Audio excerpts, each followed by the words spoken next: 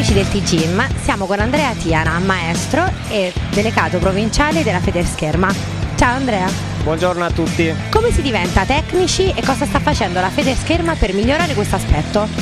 Allora, il percorso per tecnico di scherma ha vari livelli, con dei corsi e tirocini organizzati dalla federazione, che ricordo è la più titolata al mondo, quindi insomma sono di uno standard elevato. E la situazione in Sardegna, adesso diciamo nel panorama ci sono diversi tecnici, tra i quali il sottoscritto, che hanno ultimato il percorso, e a primavera prossima inizieranno invece dei corsi per tutta una nuova generazione di ragazzi che sono anche oggi presenti qua al palazzetto e inizieranno il percorso in questo mondo, insomma, che dà tante soddisfazioni. Grazie Andrea per essere stato con noi. Prego. Ciao.